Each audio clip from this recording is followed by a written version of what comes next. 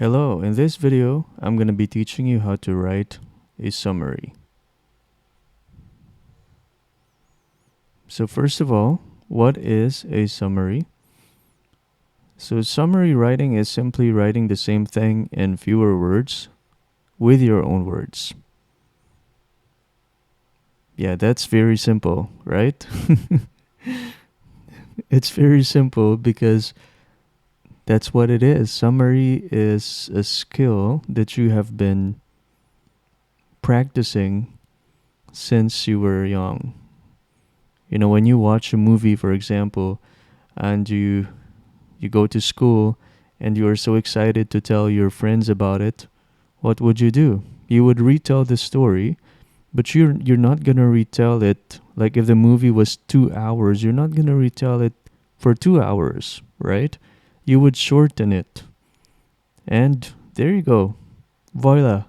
You have just summarized the movie that you watched. So that's what a summary is. It's simply retelling or writing the same thing, the same story, and fewer words, and using your own words. Of course, you may use the words used in the movie, but for the most part, you would be using your own words. Where there are three things that we need to consider when we write a summary. The first one is comprehensiveness. It has to be complete. All the important events and necessary details should be included in your summary. And you should use your own words. We call this paraphrasing in English. Summaries should be written in your own words. And of course, just like any story, since a summary is a story, still a story, but the shortened version of the story, you have to make sure that all the information or events in the story are put together with a good flow. We call this coherence in English.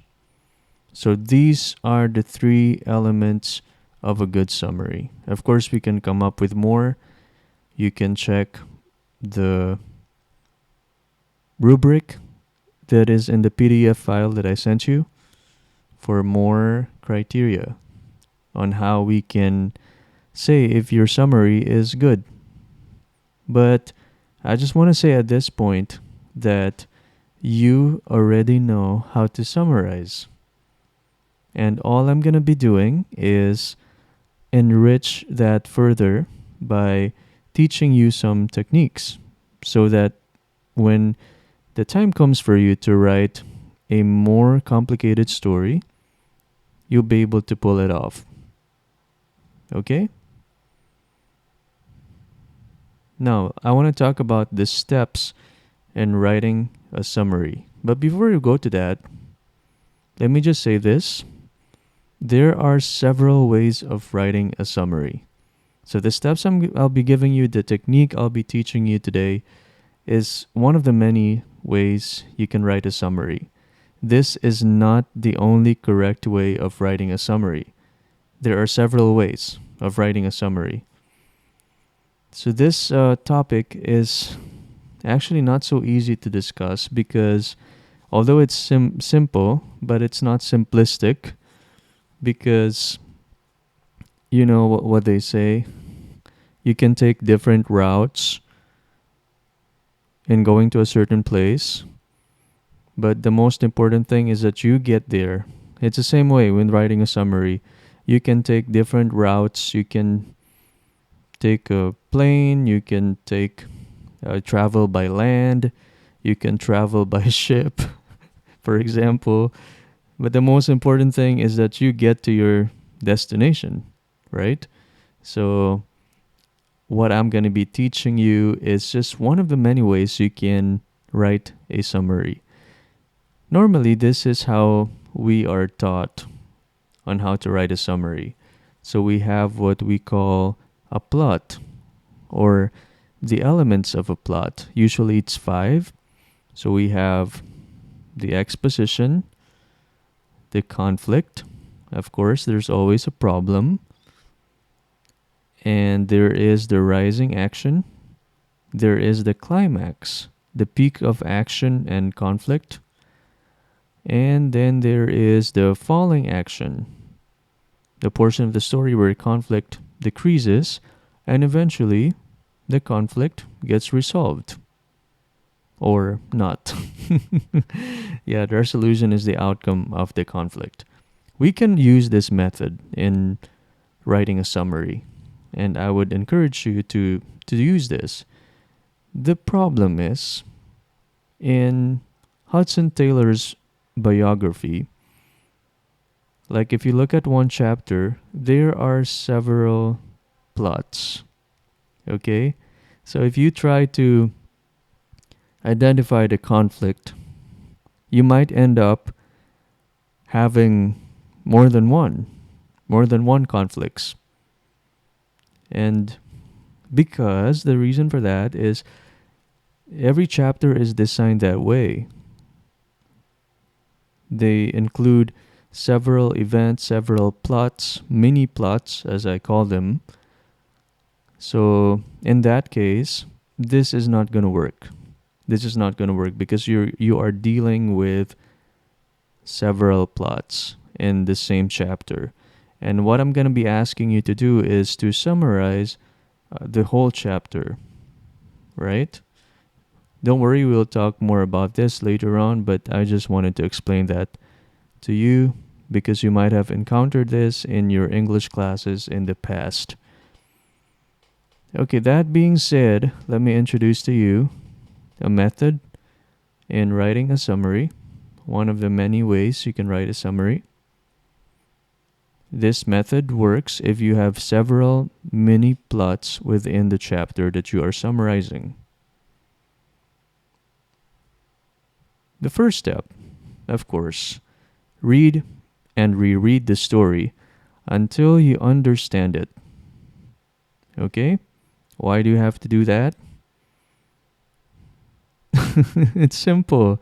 You cannot summarize something that you don't understand, right?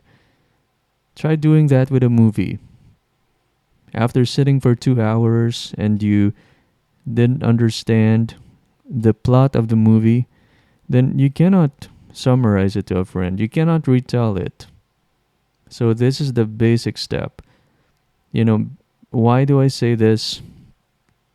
Because many people would try, when they have to write a summary, the first thing they would do, or when they read the story, they already have in mind, I need to summarize this. So as they read the story, they would jot down notes, and I don't have a problem with that. But don't rush the process. Read and reread, if necessary, more than once, the story until you understand it. Don't jump right in to writing a summary before understanding it. Okay? So very important step. If you don't understand certain parts of the story, then reread it. Reread it again. Or you can check your dictionary for words you might have misunderstood. Or if there were phrases that you did not understand that your dictionaries cannot help you with, thanks to Google, you can do that. You can just Google those words. Okay, that's the first step. Let's go to the second step. The second step is identify the major parts of the chapter. As I said, the biography of Hudson Taylor, especially each chapter, is designed to have mini plots. So you have to be able to identify them. In chapter 10, we have 3 major parts. By the way, how do we identify these mini plots? Well, in each plot, remember, there is a conflict, there is a problem and a corresponding solution. So you can find that in chapter 10 or in all other chapters of Hudson Taylor's biography. Okay, in chapter 10, we can see three major parts. First one, Shanghai in trouble. We can see that in the first part, right? The second one, of course, because of their failed trip and going inwards, inland, they came up with another trip, and that is the trip to Tungchao.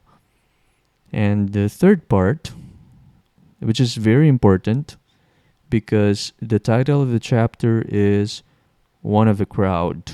One of the crowd, right? So I would say that this is the most important part of the story. Hudson dressing up like Chinese. Okay, so these are the three major parts of this story. You might say, why is the first part not included? Like, there were new missionaries that were sent, right, from China Evangelization Society. Why was that not included? Well, I chose not to include it because I feel like it can fall under the first part. But if you choose to include it, go ahead. Just make sure that you come up with less than or five or less than parts. Don't come up with too much, with too many. Okay? It's up to you. We can have, as I said, mm, we we can write a summary in several ways. Okay? So if you choose to include that part, I'm okay. I'm okay with that.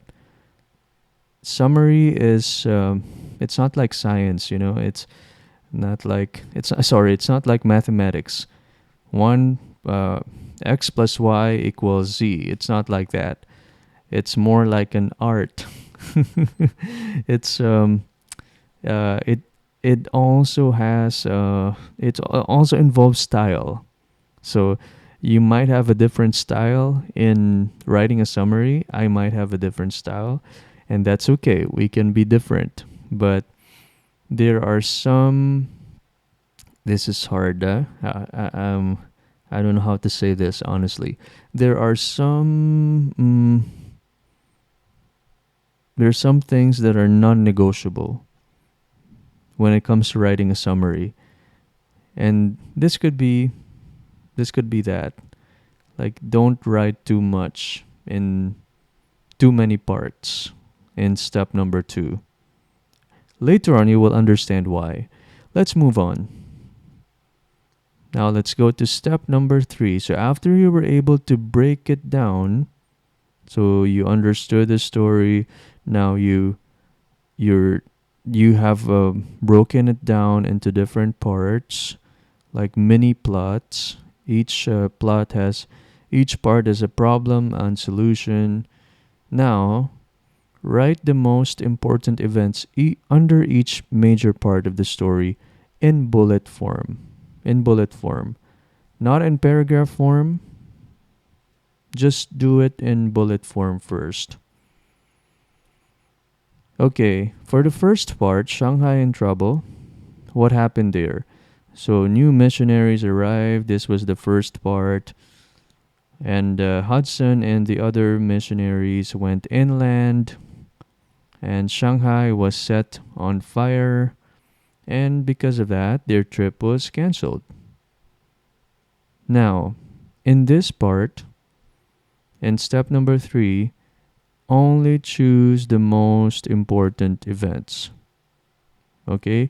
Refuse the temptation to include all details because this is a summary. You're not rewriting the whole story. So there will be details that you would miss out. Okay? So one of the things you need to master in writing a summary is choosing between important details and non-important details. Of course, all details are important, right? But what are the most important events or details? So you have to choose them.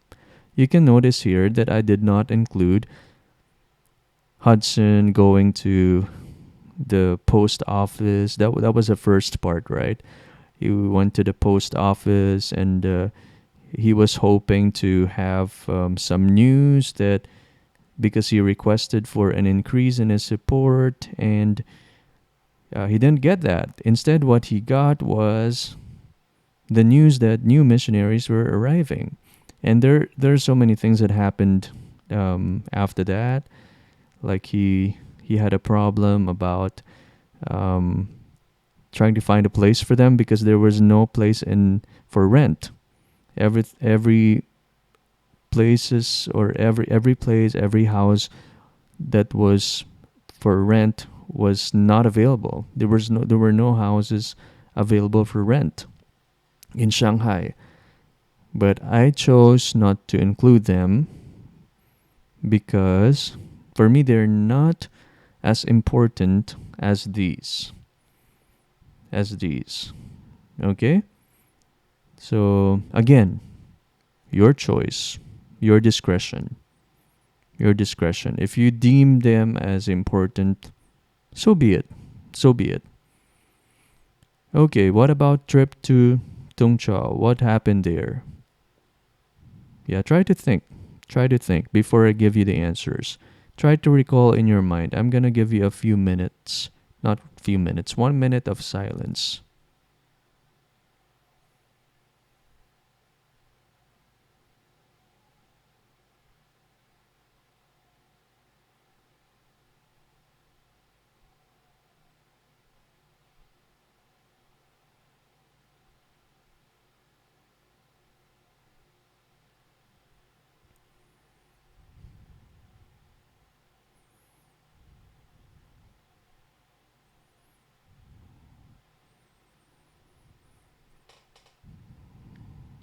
Alright, so what happened in their trip to Tungchao?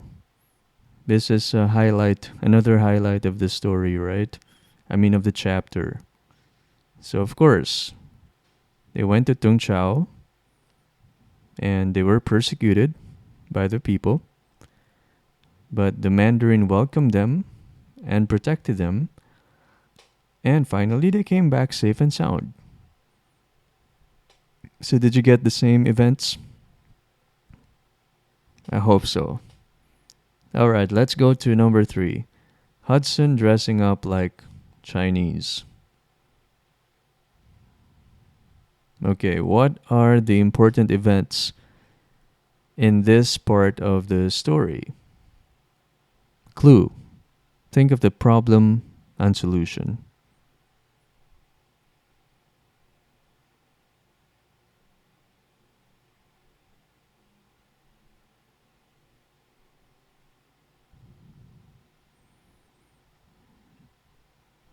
Okay, let's see if we have the same events in mind. Only 2. First, Hudson decided to change the way he dressed, and second, the Chinese people stopped feeling awkward towards him.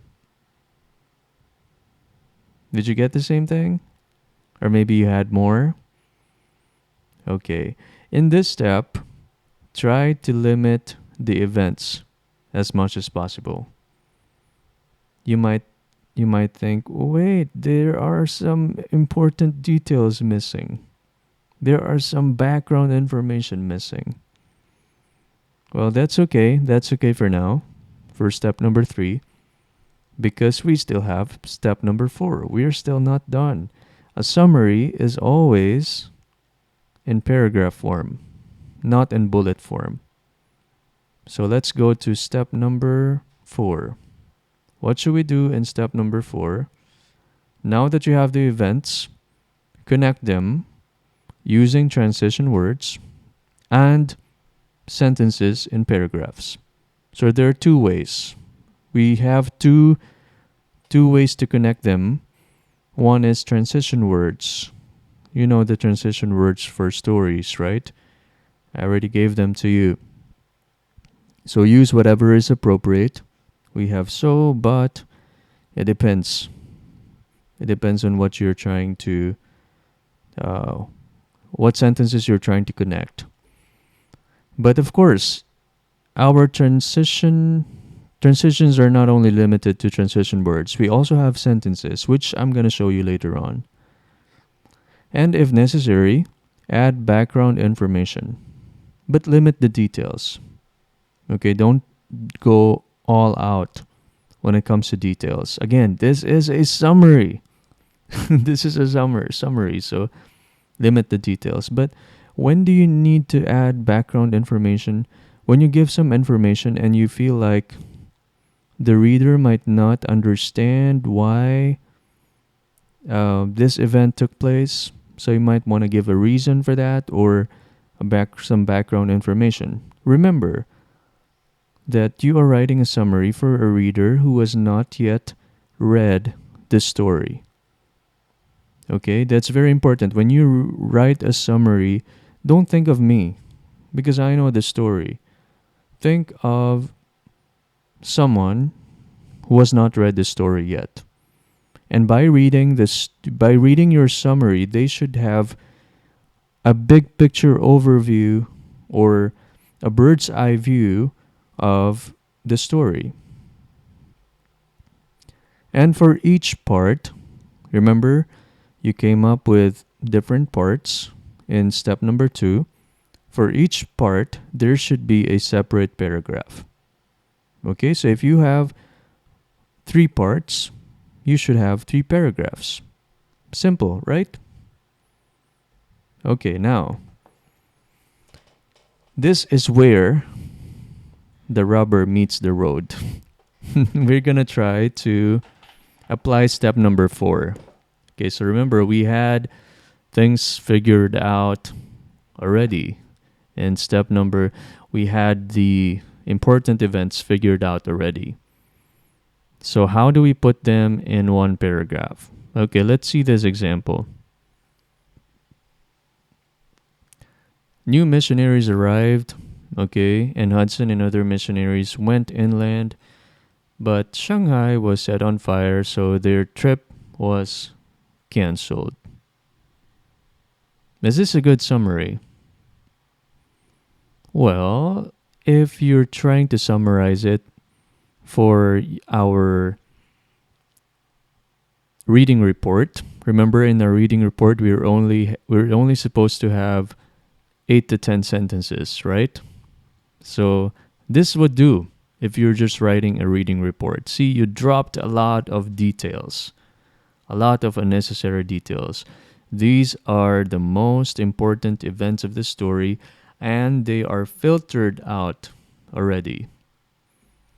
But the problem with this summary, I don't know if you noticed, is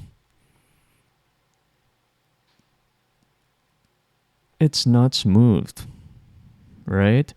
So you have to insert sentences to make the transition from one event to another. You have to make it smooth. Now, how do we do that? Let's look at this. Oops. By the way, this summary is still okay. We use transition words, right? We have and, we have but, we have so. That's very simple. But as I said in the beginning, sometimes it's not enough to use just transition words. You have to use sentences to make it smoother.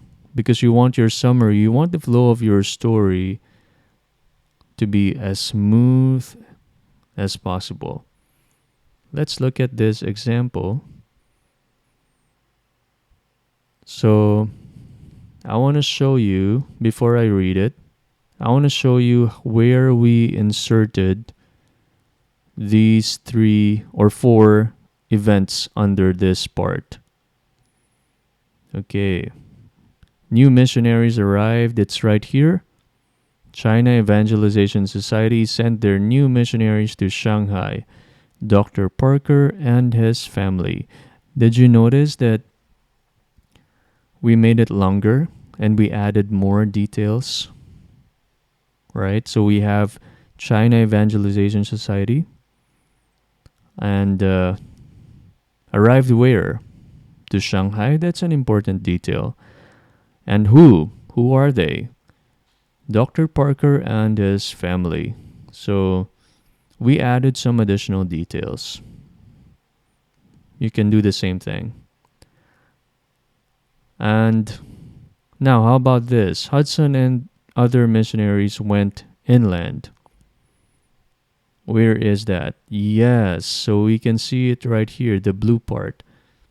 So with them, Hudson went on a week-long mission trip. So if you look at this, so the new missionaries arrived, and then Hudson and the other missionaries went inland. There's like, you have to tell me what happened in between. What happened in between? There you go. So you need the transition sentences to connect the two events right here. Yes, they are the most important events.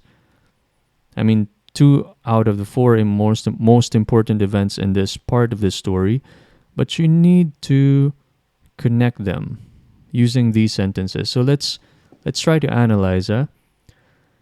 So China Evangelization Society sent their new missionaries to Shanghai, Dr. Parker and his family. Even though Hudson had new companions, he felt very sad because he could not go to the interiors of China to do missions. However, that opportunity arrived when missionaries Alexander Wiley and John Burton were able to secure permits to travel inland. So, as a result, with them, Hudson went on a week-long mission trip. Did you see that? So we had to insert several sentences to provide some background so that we can understand why or how did Hudson go on a week-long mission trip. Right? So you were able to connect these two sentences. That's what we are aiming for. So insert as many sentences as you need. Okay, there you go. As you need.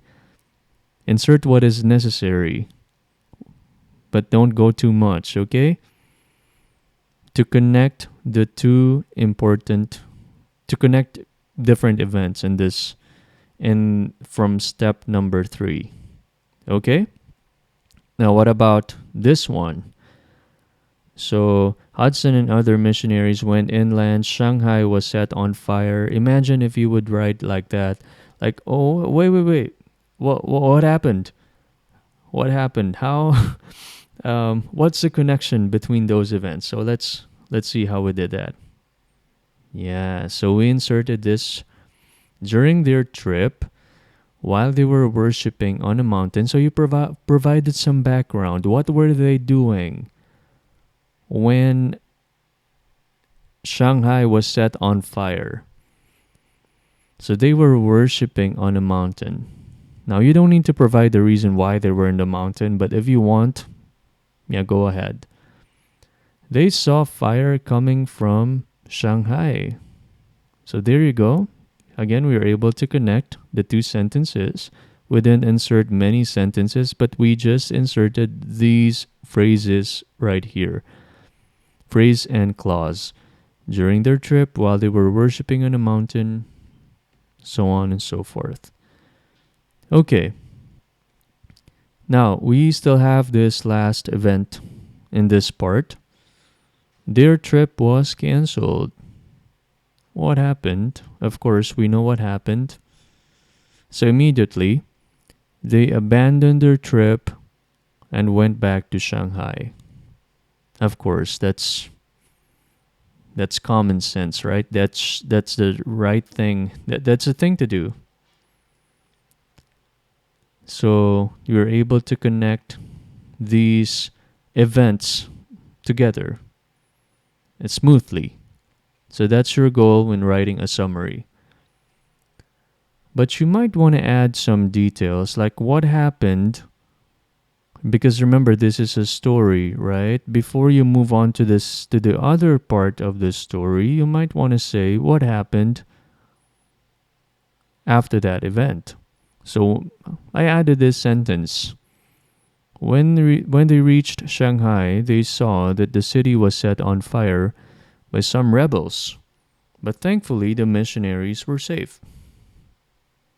Yeah, this is an important transition to the next part of the story. All right, speaking of the next part, let's go to the second part of the chapter. So in the second part, let's see the sample paragraph, the sample summary. So Hudson and John Burden went to Tungchou and they were persecuted by the people.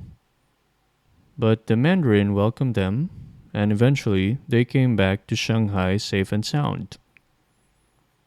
Okay, now is this okay for a summary? Again, I'm going to say the same thing.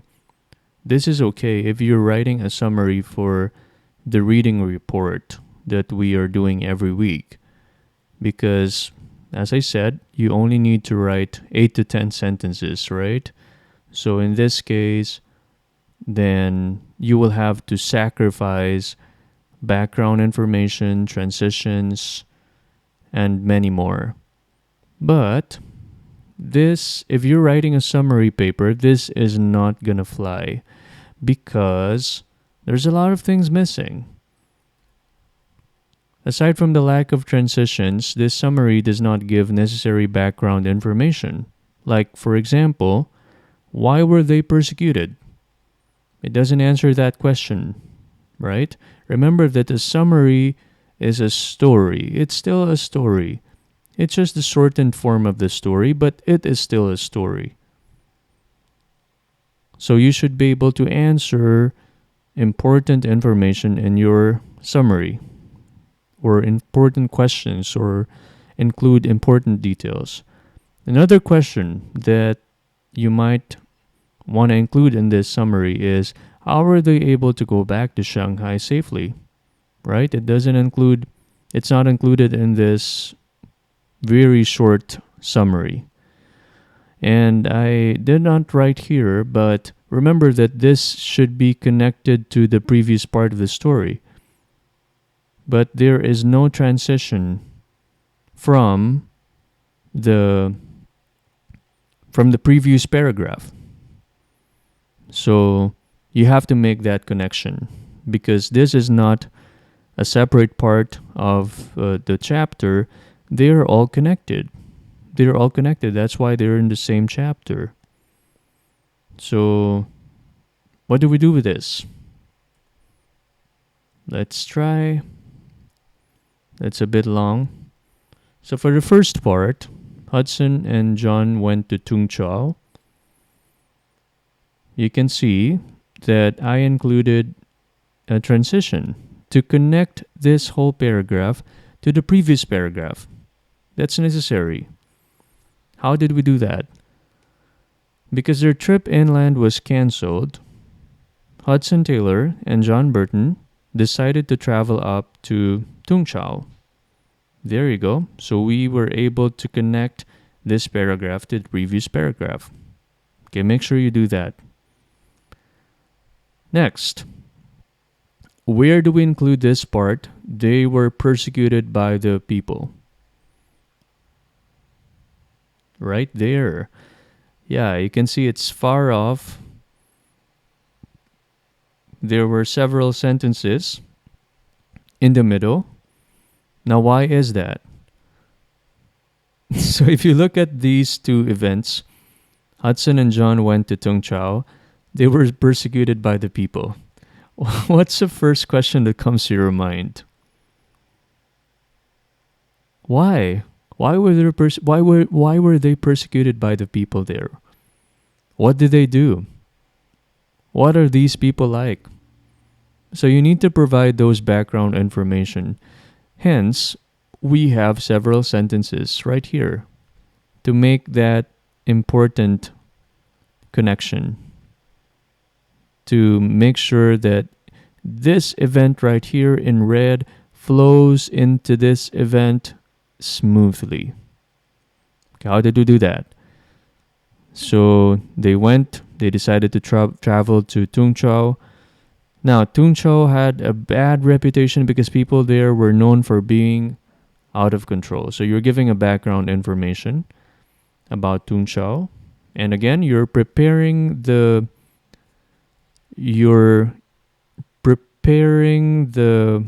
stage for the persecution. They had a difficult time going to Tungchao because everyone was afraid to go there. Why are people afraid to go there? So again, this you're kind of building up the conflict for this part.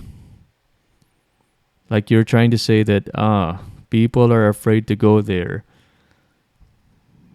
because but finally they were able to reach Tungchao. There they preached the gospel publicly and gave out Bibles. Okay, so that's what they did. Now, does that merit persecution? Not necessarily. They were not anti-Christians, but they were anti-foreigners. So we had to add this right here. But because they were foreigners, they were harassed. So I changed it a bit. Persecuted to harassed. They were harassed by the local people. So finally, through inserting many sentences in between, we were able to make that smooth transition, right? Okay, let's go to the third event. Oh, it's still far off. So we had to insert several sentences as well. Now, the Mandarin welcomed them. First of all, how did they get to the Mandarin? They were being harassed by the people. So that's your question, right? How did they get to the Mandarin? And who is this Mandarin? And why did they welcome him? Yeah, these are some questions that should come to your mind. And we're going to try to write that connection. So when you write a summary, that's one of the most important things you should do. Make sure that your sentences are connected to each other. Yeah, that's one thing that you need to improve on. I'm talking to most of you. When I read your summary in your reading reports, I can see that some sentences are not well connected to the other sentences in your paragraph. That's something you can improve on, but not a major problem. It's not a major problem. I can only see one or two, three sentences that are not connected to each other. Anyway, how did we connect this? So we provided these background information and details. So Hudson thought of showing them their identity card. Actually, his identity card, I should correct this. And demanding the angry local people to bring them to the Mandarin. So that's what he thought of, showing and demanding the angry local people to bring them to the Mandarin. And you added this because, again, you're writing this for a reader who has not yet read the chapter. So you would want to give this background information. Mandarin is what they call the leader of that city. And they did. Hudson and John explained to the Mandarin that they were there to preach the word of God. The Mandarin welcomed them and was delighted to have them because, there's the reason. Because he saw that they were respectful, unlike other foreigners. Yeah, so we were able to connect the two sentences. Now, let's go to the last one. They went back safe to Shanghai, safe and sound. How did that happen? So you can see that if we just say that the Mandarin welcomed them and they went back to Shanghai safe and sound, a lot of information are missing, right? So we needed to insert these sentences right here. How did that happen? Well, the Mandarin allowed them to leave some tracts and give away Bibles to the local people, okay? So that wasn't a problem for them. And here's the key, he even had them escorted back to their junks. And if you want to add that detail, that those who escorted them made sure that they were, no one would hurt them, yeah, go ahead. I just chose to remove that. And finally, they came back to Shanghai safe and sound. There you go. So we're done with step, not step number 4, but part 2. Part 2, it's a bit long, but we see that we had to add those background information, transition sentences, to make sure that these 4 events that we identified would be well connected. Now let's go to part 3. We're still on step number 4, and this is the last step. Part 3. So only 2 events here, but very important. Hudson decided to change the way he dressed. Let's try to put that in a paragraph. So the Chinese people stopped feeling awkward towards him. Is this okay? Again, we asked the question, is this okay? Yes, it's okay. Again, if you're writing a summary that is only 8 to 10 sentences long, this would do. I mean, if you add up the previous sentences, then you would have 10 sentences. And that's okay. That's okay.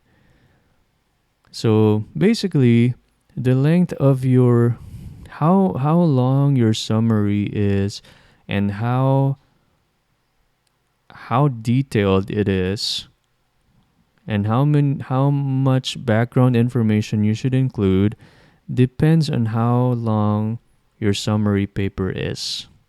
So if your professor tells you to write 1-page summary paper, then you would probably do the same thing we're doing. But if your professor tells you to just write 5 sentences or 10 sentences, which is, by the way, much harder to do. It's not easy to do that because the temptation when you write a summary is to write unnecessary details. So that's also not an easy thing to do. So there we go. This is okay, but again, there are some things missing, some background information. It should answer the question why you wanted to change the way he dressed. You should answer that question in this part of this story or in this part of your summary. Okay, so how do we do that?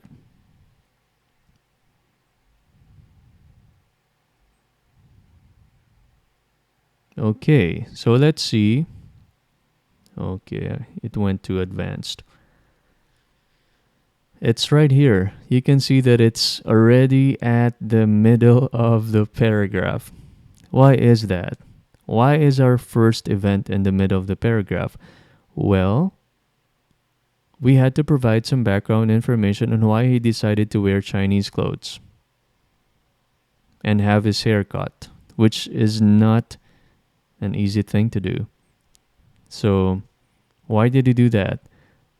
And what was the situation that led to such a decision? Well, we can see here, Hudson continued to do mission trips inland, and as he did, he realized that he needed to change the way he dressed because he scared Chinese people off. Okay, there are 2 things we're trying to accomplish with this first sentence. The first one, connect this paragraph to the previous paragraph. Remember, how did we end in the previous paragraph? They were able to go inland, finally, in Tungchou, right? And how are we connecting this paragraph to that paragraph, to the previous paragraph?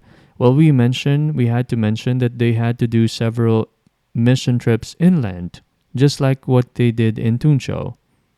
Okay, so this is very crucial. This is very crucial. So make sure that you're not only connecting your sentences to each other, but your paragraph should be connected as well. I'm going to be looking for that when I check your summary.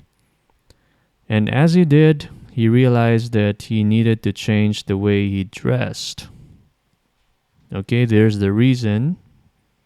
He scared Chinese people off. And this is the result. He decided to do it.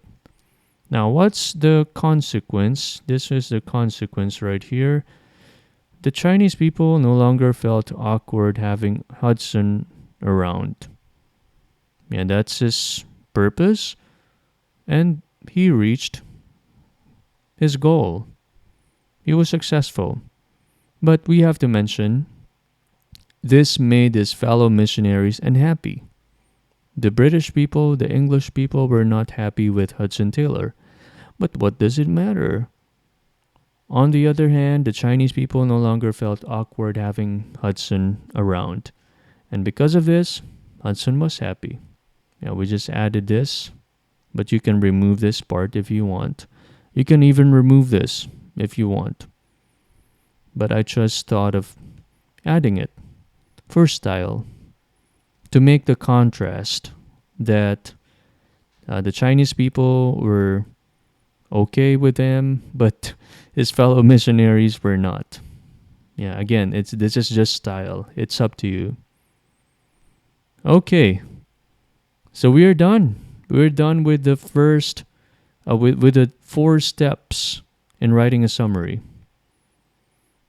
Now, some additional guidelines that I want you to consider when you write your summary. Of course, you have to use past tense because you are retelling a story and every story was in the past. Unless you're giving a prophecy. Okay.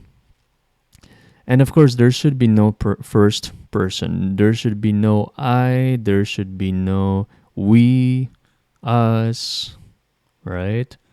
And no direct quotations. So you cannot write, Hudson Taylor said, I want to go to China. No, you cannot do that. You cannot include direct quotation. So everything has to be he, she, they.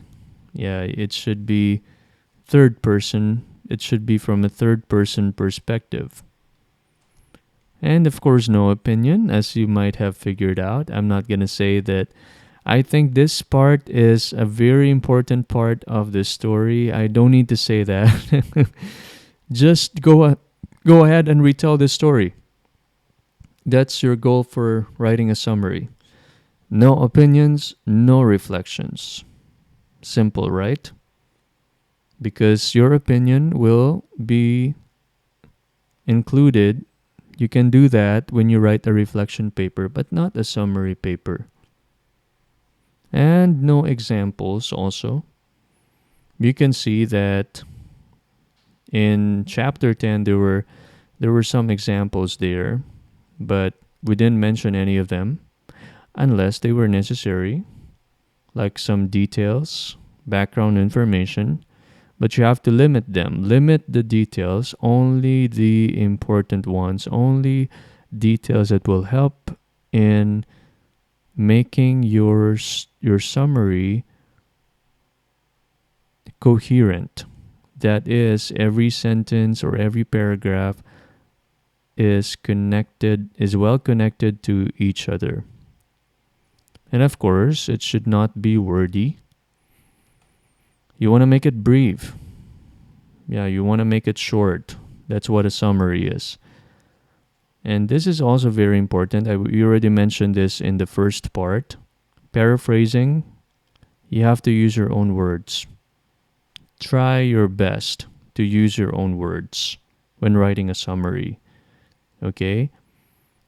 In your reading reports, I know that you were not doing this, but I was very gracious to you, and understandably so, because Writing a summary in itself is a technical thing. It's not so simple. It's not so easy. In one sense, it is simple, but it's also not easy.